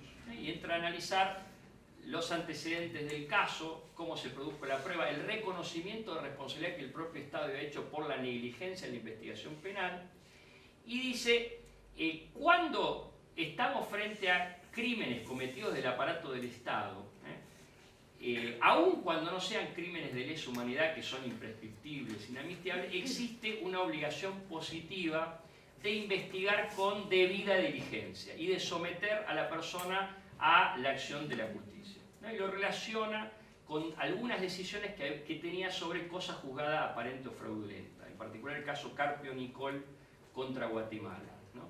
En estos casos donde no existe ánimo real de someter a la persona a la acción de la justicia, el cierre del proceso judicial por cosa juzgada es inoponible a el deber de investigación penal ordenado por la Corte. Y en este caso, además, argumenta un elemento particular del caso, que hay que ver qué efecto tiene en otros casos. Dice, el Estado argentino, cuando se plantea el caso ante la Corte, conocía que los tribunales de primera instancia ya habían cerrado por prescripción el caso y oculta esa información ante la Corte, impidiendo que la Corte se pronuncie sobre cosa juzgada aparente o fraudulenta. Por lo tanto, vamos a retomar el tema en la resolución de cumplimiento de sentencia. Entonces lo que está planteando es, aún no siendo un crimen imprescriptible, la oposición del cierre por prescripción del caso es improcedente porque estamos frente a un incumplimiento del deber de investigación penal del Estado. Algo equivalente a lo que es la cosa juzgada aparente o fraudulenta, cuando hay grave incumplimiento de las garantías procesales y falta de voluntad de someter a los autores de los crímenes a la acción de la justicia. Y dice, esto tiene que ser analizado no solo en función de los hechos del caso, sino analizar cómo también existen frente a crímenes cometidos del aparato estatal contextos de impunidad, o sea, patrones de impunidad que en algunos casos requieren un análisis muy estricto de cómo funcionó el sistema penal en estos casos. Sí. Una pregunta. Esto la Corte Interamericana lo hace teniendo como disparador el derecho a la verdad, ¿no?, de la víctima. No es un tema de derecho a la verdad, porque está bien la discusión, porque cuando sale el primer caso, la primera decisión de Bueno Alves, hay incluso un artículo de Ariel Duris que dice, bueno, ¿cómo hace para la Corte para cumplir Bueno Alves? Se puede crear una comisión de la verdad. La Corte me parece que apunta no tanto a que haya verdad, sino a que haya justicia penal. Por eso es un caso que entra en deberes de reapertura de procesos penales cerrados. Porque si lo único que fuera importante fuera el derecho a la verdad de las víctimas, por ahí hubiera bastado con una comisión de verdad, una comisión que investigara los hechos, definiera las circunstancias de la tortura, determinara, aun cuando el caso penal quedara cerrado. Pero no, se pronuncia sobre la reapertura del proceso penal. O sea, que le da una acción positiva, o sea, vuelve a investigar. No, Bueno Alves, este es Bueno Alves, derecho. Pero Bulacio está por... No, Bulacio está por privación ilegítima de libertad. Privación ilegítima, incumplimiento de deberes. Privación legítima de libertad e incumplimiento de función pública. Pero Bueno Alves está por... no por tortura, está por apremios ilegales. Está por apremios ilegales. Parte del análisis que hace la Corte es la tipificación. También por eso prescribe, porque la prescripción es más corta, porque es apremio ilegal y no tortura. Y hay varios informes del sistema sobre el uso de la figura menos gravosa y la inutilización de la figura más gravosa de tortura. O sea, parte del análisis de la investigación tiene que ver con la tipificación del delito. Ahora, ¿qué pasa? Como la Corte Interamericana dicta Bueno Alves y entonces la víctima se vuelve a presentar ante la Corte Suprema, que acababa de cerrar el caso por prescripción, y le dice, mire, quiero que revoque la decisión, porque ahora la Corte Interamericana deja claro que en este caso tampoco puede cerrar la causa por prescripción. Y ahí la mayoría de los jueces de la Corte decide remitir a su jurisprudencia del caso Expósito y revoca la decisión de cierre de prescripción y ordena reabrir la causa. Con 2 votos disidentes, en este caso de Argibay y de Fait, que consideran que no corresponde la reapertura y que incluso la reapertura puede estar afectando derechos o garantías de los imputados. O sea, ¿En cuál es? En el caso, sería el caso derecho. Sería el segundo derecho. Hay derecho 1, declara la prescripción. Derecho 2, aplicando la resolución de cumplimiento de Bueno Alves, reabre el proceso penal, remitiendo a la jurisprudencia que la propia Corte había fijado en el caso Expósito sobre obligatoriedad y efecto vinculante de las sentencias de la Corte Interamericana. O sea, es un tema en plena discusión. Es un tema en plena discusión. Sí. Esa lógica de la Corte Interamericana, ¿se podría entender que la Corte entiende que la víctima tiene el derecho a una justicia penal efectiva? Sí. Claro, porque el elemento de efectividad tiene que ver con la regularidad del proceso. Ahora hay dos. El tema del deber de reapertura, por eso hay que diferenciar cuando lo que está en juego son derechos de una víctima que no obtuvo justicia de cuando lo que está en juego es un derecho de un imputado que fue injustamente condenado. Los casos peruanos, hay varios de los casos peruanos que yo les mostré, Castillo Petruzzi, por ejemplo, Lori Berenson, Loaiza Tamayo, son casos de personas injustamente condenadas con violación de garantías del debido proceso por legislación de emergencia antiterrorista. En esos casos, la Corte ordena revisar la condena, reabrir y revisar la condena, o sea, un nuevo juicio que se tramita, pero solamente identificando violaciones de garantías de debido proceso. Cuando lo que está en juego es la reapertura de procesos cerrados fraudulentamente, ahí aparece un problema, que es los derechos del imputado a la cosa juzgada y el levis in idem, porque esos casos implican de alguna manera una restricción del derecho a la cosa juzgada. ¿Qué dice la Corte? La cosa juzgada no es un derecho absoluto, hay que compatibilizarlo, ponderar derecho del imputado con los derechos de las víctimas de graves violaciones, pero solo voy a ordenar reapertura de procesos cuando no solo hay violación de las garantías del debido proceso, sino que además hay ánimo de impunidad. O sea, no hubo temor irrazonable, interviene un juzgado que no era competente, por ejemplo la justicia penal, pero además de eso existe un elemento que es la no intención o la no voluntad de someter a la persona a la acción de la justicia. Y básicamente ese estándar lo construye la Corte en dos casos, Gutiérrez Soler contra Colombia y un caso que se llama Carpio Nicol contra Guatemala, lo reproduce después en el caso Almonacid, Orellano contra Chile, y lo que hace es tomar el concepto de cosa juzgada aparente o fraudulenta del Estatuto de Roma, del Estatuto de la Corte Penal Internacional, que regula otra cosa, regula cuándo el Tribunal Penal Internacional puede actuar desplazando a la jurisdicción interna. Pero construye entonces ese concepto de cosa juzgada aparentemente, que parecería estar indicando que no es solo violación del debido proceso, sino violación del debido proceso, pero donde hay un ánimo de impunidad. No hubo voluntad real de someter a la persona a la acción de la justicia, entonces por lo tanto no hubo una cosa juzgada regular. Nunca la persona estuvo realmente sujeta a riesgo de persecución penal. Es bastante parecido a la jurisprudencia de nuestra Corte Suprema sobre relativización de la cosa juzgada en el caso Videla o en el caso Hagelin. Y también hay varias jurisprudencias de tribunales internos sobre similares, o sea, restricción del alcance de cosas juzgadas. Esto también genera una gran discusión, porque muchos plantean, bueno, la cosa juzgada es una garantía muy importante del imputado, pero parte del debate que trae este deber de investigación penal es que suma a las garantías del imputado, a la idea del derecho penal como límite a la acción del Estado, la idea de los derechos de las víctimas.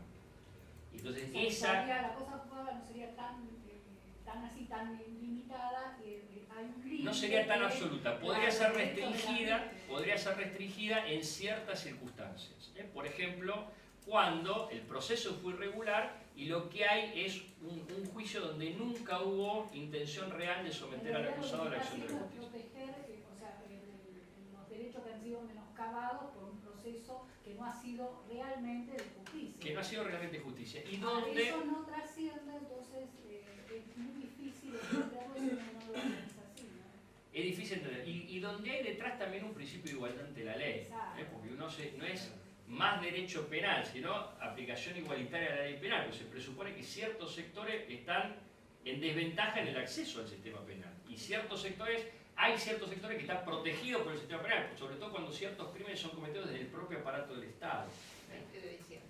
20 de diciembre, o el caso, por ejemplo, el caso Carpio Nicol, que les digo donde empieza la decisión, es un caso terrible donde hay amenazas a testigos, amenazas a los jueces, desaparición de prueba, o sea, son casos realmente graves, o casos donde hay demora sin que el caso llegue a juicio. En el caso, bueno, cuando estudien el caso, vean un poco cuáles son los argumentos, pero la Corte tiene en cuenta que hay una tipificación por debajo de tortura y que eso facilita la prescripción rápida, que hay una serie de testigos ofrecidos al inicio de la investigación que nunca son citados a declarar, que desaparece prueba, o sea, todos esos elementos permiten la relativización de la cosa juzgada. Sí, yo me acuerdo haber seguido los diarios el caso de Fujimori con todo lo que implicó y me alegro de tener esta reseña tan importante que aclara muchas cosas. Se me ocurre que hay un montón de otros casos, porque Fujimori tenía un montón de seguidores, tenía un partido político, tenía gente que lo quería otra vez como presidente, una serie de cosas, tenía una fuerza que lo acompañaba y que obviamente generaba o trataba de generar la impunidad que aparentemente en esa época lograba, ¿no? Yo me imagino otros casos que tenemos acá en Argentina y trato de ver cómo sería el empuje, la fuerza necesaria, de dónde podría surgir para que llegasen a prosperar al punto de llegar, como llegó el caso de Fujimori y otros que ustedes han mencionado, a la Corte Suprema y de repente desandar las injusticias que fueron, a mi juicio, las justicias no fueron logradas en el proceso, ¿no? Me imagino, por ejemplo, el caso de las intervenciones de la AAA, que a mi juicio quedaron en una nebulosa así, sin ser juzgados, o el caso de todas las absoluciones que tuvo Menem por crímenes que a mi juicio son, digamos, imposibles de disculpar o de, no sé cómo explicarlo, digamos, y otros casos enormes como por ejemplo los que fueron perseguidos por la UCEP, que de repente no tienen la fuerza suficiente como para llevar adelante causas judiciales.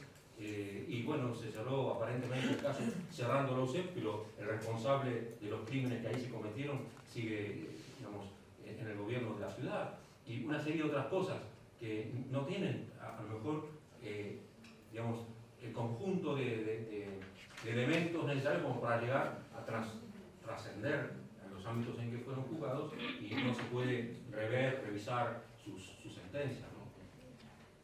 Bueno, sí, casi todos los casos de los que estamos tratando son casos que llegan al sistema interamericano porque no hubo justicia en el ámbito interno, o incluso porque hubo patrones de impunidad deliberados, ¿no? La mayoría de los casos colombianos, guatemaltecos, mexicanos y los casos argentinos. Igual hay una cosa que me parece que está implícita en lo que dice el compañero, y es que, por ejemplo, el 20 de diciembre no va a llegar hasta el año 2050. No necesariamente. Están agotados los recursos internos. No, pero fíjense que no necesariamente, porque la mayoría de los casos... Tiene que ir al juicio oral, van a venir después las apelaciones. Ahí lo que está pasando ahora es que la mayoría de los casos llegan al sistema mientras se tramitan los procesos internos por demora irrazonable. Por ejemplo, el caso Bulacio, Bulacio, Bueno Alve, AMIA, pasaron al sistema mientras estaban tramitando, y con el argumento de Iván Torres, ¿no? El caso de Iván Torres. Con un poco de suerte, alguno puede presentar el caso del 20 de diciembre. Yo no sé si no hay presentación del caso del 20 de diciembre. La verdad que no sé. Pero no sería imposible del sistema, porque la jurisprudencia, la mayoría de estos casos, claro, se dan. Masivo y sistemático. Claro, aun cuando no fuera, digamos, la única diferencia que yo haría sería, cuando estamos hablando de cosas juzgadas, deberes de investigación penal con debida diligencia y cosas juzgadas aparente fraudulenta, son casos de ciertos delitos de violencia estatal, tortura, desaparición forzada, ejecuciones extrajudiciales, no para otros actos estatales que no son en sí un concepto de violación de derechos humanos. 20 de diciembre entra de cajón. Aun cuando no sea imprescriptible, el cierre, cualquier cierre de la causa entraría en el... Sobre el tema de la AAA, es un tema interesante, pero hay varios procesos judiciales sobre el caso de la AAA. Lo que pasa es que pasó tanto tiempo. Pero hay muchos casos abiertos. Se van perdiendo las pruebas, las identidades. Eso sí. O sea, que vamos a ser concretos. Si la justicia no se resuelve prontamente y no se preservan las pruebas, porque los abogados tenemos un problema, las pruebas no se preservan, a menos que lo pidamos o que implementemos los medios. Y el otro tema son los testigos, que muchas veces se mueren por problemas sobre todo en la parte penal, ¿no? O sea, se mueren por problemas de salud, por lo que sea, y que AAA fue investigada. AAA tiene dictamen fiscal y creo que ya tuvo sentencia. No sé si hay alguna, no sé si hay condena, pero que hay procesos sí. Bueno, de hecho Almirón... Almirón, claro, fue extraditado en el caso de Almirón, pero no fue sacado. Ese tiene, incluso la hija de López Rega, la señora Castilli, tuvo el tupé de pedir la indemnización. Claro, Saben cómo la recibimos, ¿no? ¿Puedo hacer una...? O sea, me imagino, no soy abogado, pero me imagino cuál puede llegar a ser la respuesta, pero ante todos estos hechos sobre el tema de que sea imprescriptible, cuando las fuerzas de seguridad, no solo en Argentina, sino evidentemente en toda Latinoamérica, es de una forma y tienen una escuela, y por ejemplo acá en la Argentina durante los 80 en plena democracia seguían actuando de la misma forma, creo que no hay mucha vuelta como para dar, que es sistemático, que se tortura. Digo, hay una razón de ser de esa forma para esta gente, y en este caso para las fuerzas de seguridad, que han trascendido en el tiempo y se han educado unos con otros también. Entonces, yo no sé cuánto hace falta como para determinar si es imprescriptible o no, si determinar tal cosa o tal otra. Me parece, me imagino cuál es la respuesta desde el punto de vista de que no es algo desde la justicia que se tome, digamos, por una escuela de forma de ser, de procedimiento, etcétera, etcétera. No, hay un debate sobre eso. Pues, si ustedes, quizá una recomendación es leer la sentencia de la Corte Suprema del caso de Barrios, el caso de Bueno Alves. El caso de Bueno Alves, que es el derecho 1 sería, el derecho 1. Donde ahí básicamente lo que hace, porque claro, uno diría, la violencia policial, el caso de violencia policial, gatillo fácil, ¿qué diferencia tienen con crímenes de lesa humanidad? Lo que la Corte Suprema está planteando, que es una discusión, es que estos casos no obedecen a una política definida de un aparato centralizado del Estado vinculado con prácticas de persecución política. Ahora, tampoco significa que sean hechos aislados. Hay cierta sistematicidad, es un patrón. Entonces, ¿eso qué caracterización tiene? Eso es un debate estrictamente jurídico. Políticamente uno puede encontrar otras discusiones, pero en términos jurídicos lo que dice la Corte es no es asimilable a un crimen de lesa humanidad, aun cuando hubiera un patrón de violencia estatal. Por no tener la metodología o hayan sido instruidos. Falta... No es tanto la ideología, sino como la existencia de una política planificada, centralizada. Si es por omisión, porque veamos lo que está pasando ahora muy gravemente con el servicio penitenciario, donde por ahí se ha dejado una situación que, bueno, que ahora se está tomando, pero en definitiva ahí en el servicio penitenciario también se ve más gravemente lo que pasó en su momento con Bueno Alves. A ver, el debate, no quiero entrar en una discusión más de caracterización como violación, sino el debate estrictamente legal. Se plantea que no es crimen de lesa humanidad, lo cual no quiere decir que no se analice en el sistema la existencia de patrones. O sea, una cosa es una política, otra es una existencia de un patrón. La idea de un patrón incide en algunos análisis que hace el sistema interamericano. Por ejemplo, cuando analiza responsabilidad estatal, por ejemplo, en el caso Bulacio. Bueno, en Bulacio no está probado un vínculo directo entre la tortura y la muerte, pero sí es una práctica, la racia, que no es un hecho aislado, sino que parte de la prueba en Bulacio es como la racia es un operativo de control del orden público, hay varios testimonios, incluso peritajes, habituales en la Policía Federal. Que la detención de menores sin aviso, utilizando fórmulas administrativas como 40, no es un hecho aislado, sino que hay una práctica. Entonces, todo eso va a incidir en el análisis de la responsabilidad estatal. En algunos casos también, la existencia de patrones de impunidad va a incidir en el análisis de una cosa juzgada fraudulenta. No es lo mismo un caso que no llega a condena, que cuando ese caso que no llega a condena es parte de un patrón de impunidad frente a casos similares, donde es más fácil. Mi análisis de si hay cosas juzgadas fraudulentas va a depender de las constancias de ese expediente, pero también del análisis del contexto. Incluso recientemente otro caso interesante es sobre análisis de patrón, es el tema de violencia de género en Ciudad Juárez, el caso mexicano de Ciudad Juárez, donde lo que hace la Corte es analizar en qué medida la situación de 3 víctimas no son hechos aislados, sino que son parte de patrones de violencia donde el Estado contribuye de alguna manera a la reproducción de ese patrón. Y por lo tanto lo que hace es ampliar los márgenes de la responsabilidad estatal indirecta, por la no intervención frente a la acción de actores no estatales. O sea, ¿qué quiere decir? El hecho de que no homologue como crimen de lesa humanidad casos de patrones de violencia institucional no quiere decir que la idea del patrón no califique otros aspectos del caso. Por ejemplo, la responsabilidad del Estado, por ejemplo, el deber de investigación penal, el deber de reapertura en caso de procesos cerrados. En varios casos, sobre todo en el mismo caso que les comentaba Bueno Alves, la Corte dice, bueno, a ver, en este caso no se investigó la tortura, pero no es el único caso en Argentina donde la tortura no es investigada. Hay un contexto de impunidad frente a hechos similares. Y es algo que el propio sistema ya planteó y cita informes del sistema interamericano sobre Argentina. O sea, el contexto, el patrón, tiene efectos también sobre varios aspectos del caso. Creo que además en el caso Bulacio al menos, el Estado argentino cumplió no solamente derogando el famoso Memo 40, sino además levantando los edictos. Levantando los edictos y la cambiando la ley de averiguación de momento eran los edictos modificando el... Modifica, sí. Sí, el Estado hace. Eso es lo importante. Los edictos y la ley de averiguación de antecedentes cambian también. No, y todo el sistema de menores, porque recordá que la Convención de Menores, la Convención de Derechos del Niño, recién se ratifica en octubre del 90. y Bolaño ocurre en abril del 91, todavía no estaba ni siquiera, no estaba ni conocida ni implementándose como derecho vigente. Un tema ahí es... Ni estábamos tampoco en el 92, que es cuando aparece la supremacía de las convenciones. O sea, esa legalidad de ese momento es la que hay que elaborar. En el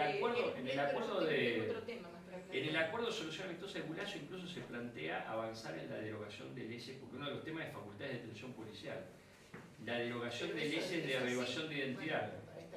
Sí, pero eso en las provincias no. Se han cambiado muchas, en las provincias no. En muchas provincias sigue existiendo leyes de averiguación de antecedentes. De hecho, en la policía de la provincia de Buenos Aires, no muy lejos está el caso de Miguel Bru. De Miguel Bru, pero las leyes de averiguación de antecedentes siguen vigentes en varias provincias. La vinculación de la comisaría, pero es otro tema, es otra. Digo, ahí yo voy a otro. Quiero dar la palabra a él porque después pido yo. Con respecto de Guantánamo. Y la otra es, y la otra es si también como hay excesos por casos de acción en términos de interrogatorios forzosos con amenazas y otra serie de cosas, torturas, etcétera, por parte del Estado, si también no hay la posibilidad de una especie de culpabilidad por omisión, como en el caso de la trata de personas con fines de explotación sexual, donde hay obviamente una ausencia del Estado que no interviene en los miles de prostíbulos que sabemos que hay en este momento, ¿no? Abiertos, con gente que está dentro secuestrada, etcétera, ¿no? Siendo violada, torturada, todo eso. A ver, no hay ningún caso en la Corte sobre trata, sí en la Comisión. El caso más cercano es el de violencia de género en México, donde básicamente hay responsabilidad por acción y también mucha responsabilidad por omisión. Y el tema de la trata de personas, es posible presentar casos ante el sistema por trata de personas porque es una de las situaciones de violencia de género de la Convención de Belén do Pará. Y el artículo 7 de Belén do Pará es justiciable en el sistema, tanto ante la Comisión como ante la Corte. O sea, no es imposible plantear casos. Ahora, ahí lo que habría sería casos de responsabilidad indirecta del Estado, por incumplimiento de deberes de protección de ciertas personas en situación de desigualdad, falta de implementación de políticas preventivas, ineficacia de los sistemas judiciales. Muy parecido a los casos que hay sí sobre violencia de género. Muy parecido. Entonces se podría... Hay algunas complicidades en el tema. Y bueno, si hubiera complicidades, es más... O sea, la complicidad directa sería muy parecido a cualquiera de los otros casos de violencia institucional que planteamos. Aún no habiendo complicidad directa, si lo que se plantea es responsabilidad indirecta... Están tramitando los juicios acá, están tramitando los juicios en el país. Sí. Hasta que no se agote el recurso interno, no va a ir a parar a ningún... Aparte, lo interesante es también no pensar en casos en el sistema, sino cómo la jurisprudencia del sistema se puede plantear nacionalmente. Por ejemplo, toda la ampliación de responsabilidad estatal por violencia de género es uno de los argumentos de la Corte en el caso de aborto no punible. O sea, toda la responsabilidad estatal por no implementación de mecanismos de aborto no punible. Y es una ampliación de la responsabilidad estatal por violencia de género. No hace falta ir al sistema internacional, sino ver... pero claramente la tendencia en el sistema, no frente a casos aislados de violencia, pero cuando hay patrones estructurales de violencia que afectan a sectores de la población, sobre todo cuando hay situaciones de desigualdad estructural, a ampliar la responsabilidad indirecta estatal, en tanto políticas de prevención como políticas de reparación y la respuesta de las autoridades judiciales. Y todo eso entra dentro del concepto de debida diligencia en el artículo 7 de la Convención de Belén do Pará, que es directamente justiciable en el sistema. Hay varios casos de la Corte Interamericana de aplicación directa de Belén do Pará. El caso más importante, en mi opinión, es el caso de Campo Algodonero, pero hay casos previos como Castro y otros. O sea que no hay ningún impedimento para plantear casos de responsabilidad indirecta en el sistema por cuestiones de trata. No agotan el sistema. Siempre, en todos los casos, hay que primero agotar el sistema interno. O sea que recién estamos avanzando en ese tema, es claro. verdad. El agotamiento del recurso interno tampoco requiere esperar 10 años en la jurisdicción interna, porque la mayoría de los casos, por ejemplo, que estoy comentando sobre violencia policial, son casos donde las víctimas fueron al sistema mientras estaban tramitando los procesos penales internos y fueron argumentando excepciones al agotamiento de recursos internos vinculados con la demora irrazonable de los procesos, la falta de avance de las investigaciones, la existencia de patrones de impunidad, etc. Yo quería, bueno, en primer lugar agradecer la exposición, que para mí es muy clara, muy didáctica, muy interesante. Yo soy abogado hace 15 años y no me dedico a esta cuestión del sistema interamericano y seguir las cuestiones de la Corte.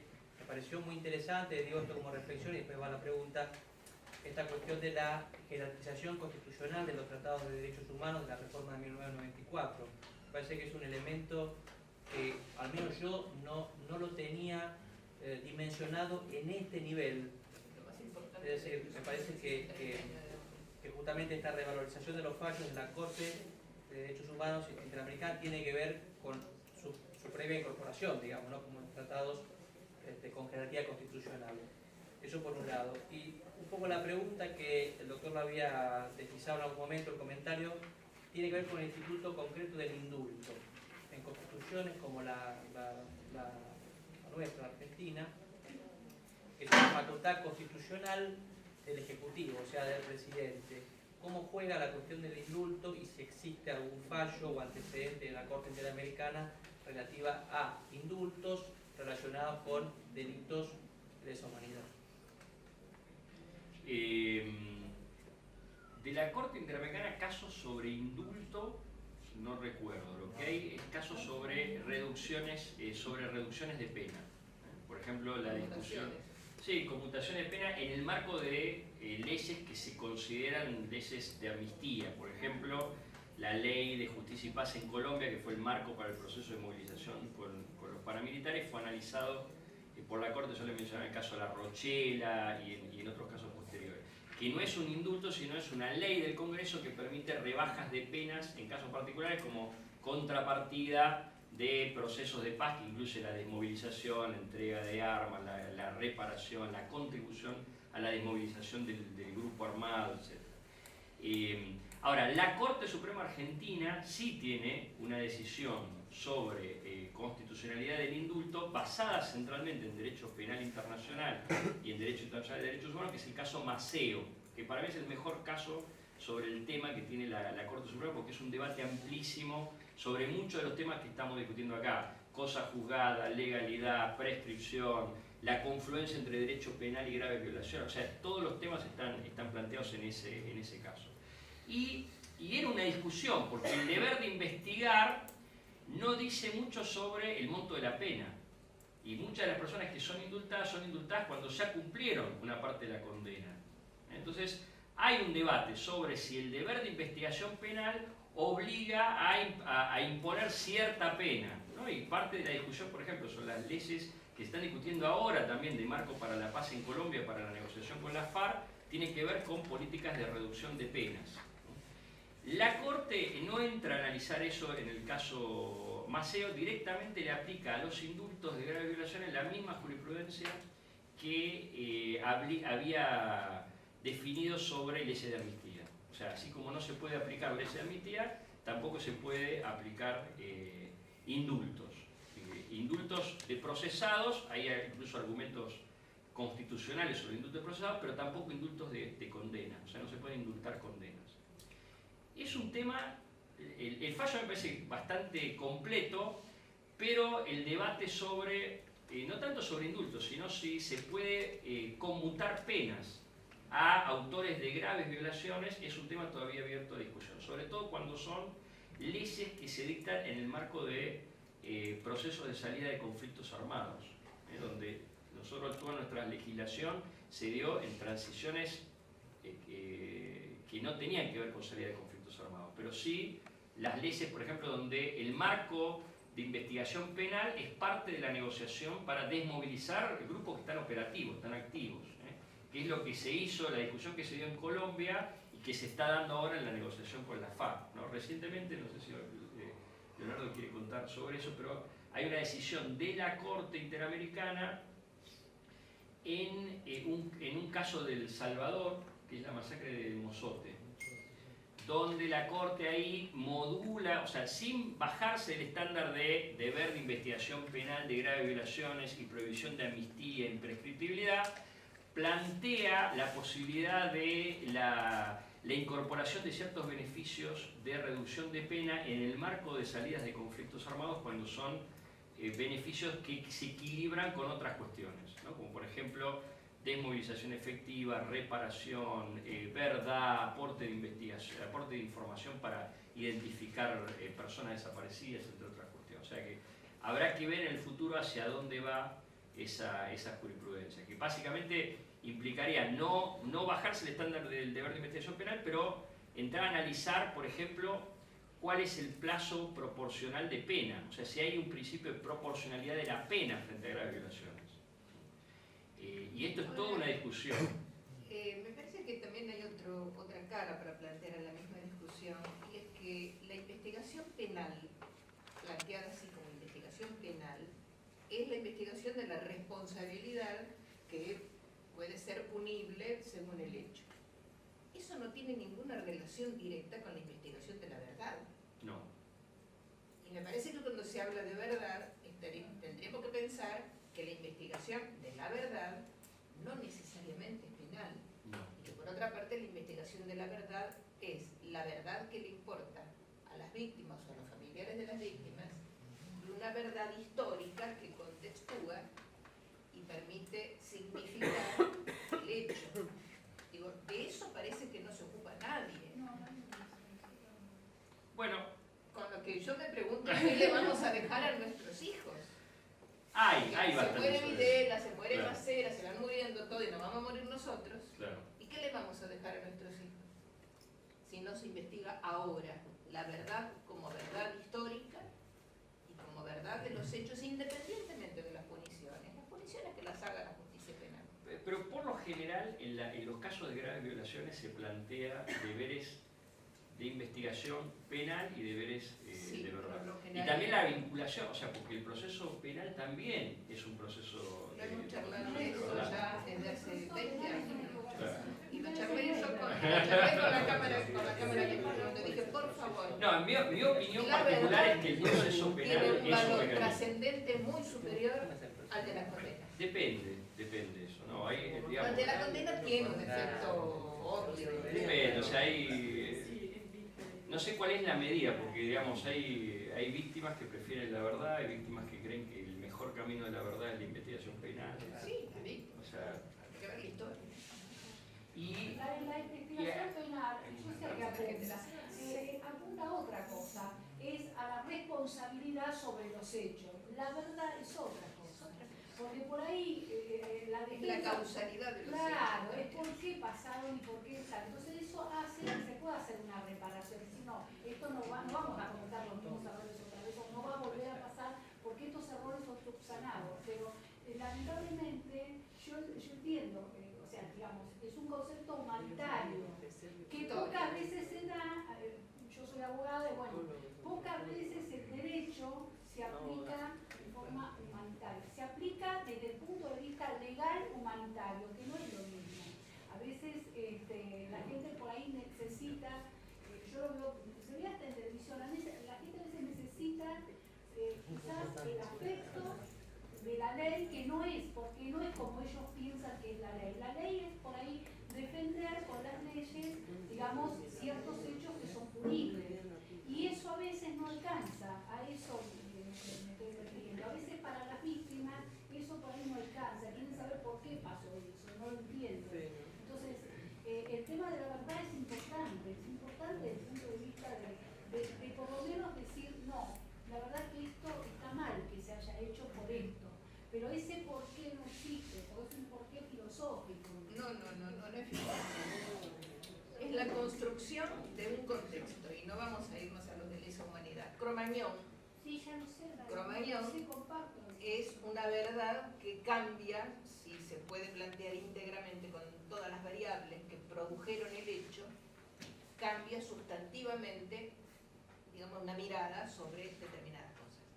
Las víctimas además son víctimas, pero el saber, a ver, cuando las víctimas dicen la corrupción mata, es porque se pudo hacer una investigación de verdad de los hechos y no necesariamente la imputación penal fulano, mengano, sultano, porque es más amplio que fulano, mengano, sultano. Bueno, entonces eso es lo que uno en lo inmanente, en lo que ya está pasando, puede hacer eso a veces. Yo digo, hay otros hechos del pasado.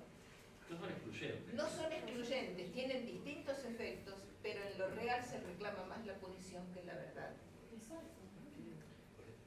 Y habría que reclamar la seguro. No estaría tan seguro. Yo creo que si uno ve, por ejemplo, el proceso en la Argentina, el trabajo sobre la verdad fue clave. Yo me acuerdo de la discusión en muchos organismos de derechos humanos también, en su momento era si ir por verdad no implicaba bajar la bandera de la justicia penal. Y muchos decían, bueno, cuando la verdad empieza a aparecer, la verdad sin justicia es más escandalosa. Entonces, no es que por la verdad desvía del camino de la justicia. Y se ve un poco históricamente, la Comisión de la Verdad en el Perú, pese que había procesos judiciales en trámite, fue central para cambiar la discusión sobre los crímenes de humanidad en el Perú. La creación, hay que ver ahora un dato importante a seguir, es qué pasa con la creación de la Comisión de la Verdad en Brasil. Porque en Brasil se está activando la Comisión de la Verdad y están cerrados con un candado que le puso el Superior Tribunal Federal los procesos de justicia. Ahora, el proceso de la Comisión de la Verdad va lento, pero activó la creación de comisiones de la verdad estaduales, la apertura de archivos, la digitalización de archivos, un debate público sobre el tema de crímenes de la dictadura que no se había dado en Brasil, porque acá nunca se dejó de discutir sobre los crímenes de humanidad, en parte por el trabajo de las organizaciones del movimiento de derechos humanos. Pero en Brasil el debate nunca fue central. Y a partir de la creación de la Comisión de la Verdad empieza a tener otro espacio. Entonces, habrá que ver, digamos, si esa Comisión de la Verdad se agota en el debate, que no es menor igual, ¿no? De dar una verdad circunstanciada, de vincular incluso algunas de esas violaciones con hechos del presente, ¿no? Un dato que están viendo, por ejemplo, todos los casos de resistencia a la autoridad, los que figuraban como muertos en resistencia a la autoridad, casos que eran ejecuciones extrajudiciales en la dictadura. Y esa misma metodología es una metodología de muchas de las policías brasileñas de violencia policial en la actualidad. Entonces el debate sobre auto de resistencia a la autoridad, como le llaman, no es un debate solo del pasado, sino que es un debate que vincula, ¿no? Como en una línea de continuidad, formas de violencia que todavía están arraigadas en Brasil. Y esos son el tipo de discusiones que muchas veces activan comisiones de la verdad, que no son menores, ¿no? La discusión son importantes. Doctor, yo siento la responsabilidad de decir en este ambiente, ¿no? Que la UFACE, el 15 de diciembre de 2010, recibió una denuncia de la oficina de la Fiscalía de Trata. Sí, de secretos extorsivos, ¿no? Que incluyen los temas de trata de personas. De Marcelo Colombo. Sí. Bueno, ellos transmitieron el 5 de enero del 2010 un libro con 614 direcciones de prostíbulos abiertos de la ciudad de Buenos Aires, en los cuales se supone que están las chicas secuestradas por las mafias de la trata. Y todavía no hemos tenido resultados con respecto de esto. Eso es un tiempo más que prudencial. Ellos lo tienen desde el 10 de enero del 2010. ¿No? ¿Qué se podría hacer al respecto? Porque esto es algo que son desaparecidas en la situación actual, no son desapariciones de hace 30 años, son de ahora. ¿No? Y ahí hay gente de distintos países, de otros lados, también de las provincias, gente que va y viene, que las tratan, las cambian de lugar. O sea, hay, digamos, delitos de lesa humanidad potenciados dentro de esos lugares. Yo creo que habría que buscar de qué forma accionar esto y la verdad que me preocupa eso, por eso lo pongo sobre la mesa. La verdad que no podría responder así como un asesoramiento de qué hacer. Nosotros podemos responder sobre la trata de ¿Por qué no podemos? No, porque habría que ver, digamos, qué opciones hay disponibles, o sea, tampoco hay una respuesta en el aire. Ahora, una cosa que sí me parece importante es hasta que por fin no pensar siempre en o sea, me parece interesante pensar algunas de las cuestiones que estamos hablando para estrategias a nivel nacional. O sea, por ejemplo, el pensar patrones, porque una cosa es llevar casos individuales. Cuando varios casos individuales puede llegar a mostrar una práctica, un patrón, ahí toda la discusión sobre responsabilización cambia, o sea, tiene otra dimensión, incluso otra dimensión política. Entonces, pensar alguna estrategia para agrupar casos me parece interesante, que puede ser informes, por ejemplo, informes, la Defensoría puede hacer recomendaciones políticas. La trata de trabajadores está absolutamente en marcha. La violencia en el fútbol, por ejemplo. De lo que llaman prostíbulos, o sea, muchas veces si son prostíbulos con trata o si son señoritas que hacen su vida. Muchas veces pensar en esta idea de patrón ayuda a mirar cómo los temas estructurales están por debajo de los casos. O sea, ¿qué tienen en común esos casos? ¿Qué autoridades se vienen interviniendo? ¿Qué modalidades de intervención tienen? ¿Qué tipo de cuestiones se pueden plantear? O sea, en el caso, pero que el caso dice sobre ciertas estructuras de Estado, de relaciones sociales. Es ese tipo de técnica que es de los informes. Pienso, por ejemplo, como se hace en materia de violencia policial. Por lo general se sistematizan patrones. Yo creo que la misma lógica, y la Defensoría tiene la facultad de hacer informes, de hacer recomendaciones. Y además estamos siguiendo los casos de claro, trata además de los trabajadores casos. esclavos. Sí, los trabajadores esclavos. Que está claramente, son trata porque está documentado y probado. Traen en charter, le sacan los documentos, los hacen trabajar esclavizadamente. Aparte los cierran, eso está con chicos. Doctora, con respecto a lo que usted decía hace un rato de trabajar el tema de la verdad histórica y tocando un poco lo que contaba el señor de la trata, hace poco salió una propaganda cuando sancionaron la nueva ley de violencia de género que incluye el tema de trata en la propaganda, ¿no?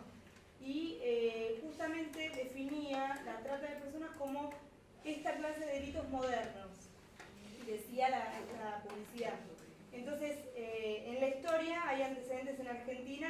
En 1930 hubo una sentencia que, bueno, yo me informé leyendo, pero que no... Que yo sepa viene de largo tiempo. Bueno, pero me Porque refiero... se habla de formas modernas de esclavitud, pero no de delitos modernos. Pero no es ninguna forma moderna de esclavitud. esclavitud. No, obviamente que no lo es. Pero se usa la terminología del OIT de formas modernas de esclavitud. Pero me refiero que los prisioneros... Claro, porque no están encadenados, no hay pero la misma a mujeres que lógica, venían específicamente para eso, que las engañaba y venían, que eran redes de mucha gente y de mucho dinero en Argentina en 1930 y antes también de la comunidad judía. Digo que esto, en cuanto a la verdad histórica, no está masificado, que todo el mundo lo sabe. Y muchos pueden creer esto, ¿no? Que es algo de ahora, el caso Marita Verón. Entonces está bueno empezar a trabajar en todos los ámbitos esto, porque creo que tiene que ver con la conciencia social también. Sí, está el caso de la denuncia de la propia hija de Roseleta Martins, que es un ex CIDE de Argentina, que tiene prostíbulos en Argentina y en Cancún. Y está la foto del jefe de gobierno que está con él en el prostíbulo de Cancún. Y hay denuncias de que puso plata para la campaña y todo ese tipo de cosas.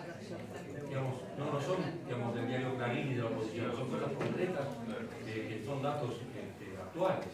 Y sin embargo hay aparatos de impunidad realmente que parece como que no se investiga, no sale de ningún lado, se silencia, ¿no? Y la publicidad del pueblo de también es una cosa... Hay una asociación que es la ONG, que normalmente participa con todos los organismos del Estado Nacional, de la ciudad, de todos lados, y porque más o menos cada denunciar va logrando, pero ahora está más dedicada al tema del trabajo esclavo, porque aparentemente el tema de trata, hay un tema de violencia que ya está bien aparejado, que denuncia el tema. Sí, es porque el tema de trata con fines de explotación sexual no progresa. Tratan los dos temas, tratan el de trabajadores esclavizados y el de... trabajadores esclavizados se ha avanzado muchísimo, porque antes no se veía nada de ahora. Realmente ha sido además todos los casos se llevan de el tema de trata con fines de explotación sexual no progresa. A nivel de instancias de sistema, yo decía que no hay casos de trata con fines de explotación sexual, pero sí hay informes sobre trata laboral. Por ejemplo, hay un informe de la Comisión sobre Trabajo Esclavo de Familias Cautivas Guaraníes en Bolivia, en el Chaco boliviano, que hizo toda una un análisis sobre la normativa internacional sobre trata con fines de explotación laboral. Yo hace poco una radio que publicitaba que venían bolivianos para acá. Eso lo tenemos grabado, está en el expediente. Claro, y eso era una cosa de loco. El pobre venía a trabajar porque no tenía y cuando era acá era esclavizado absolutamente. Pero aparte no es una esclavitud normal, o sea, digamos,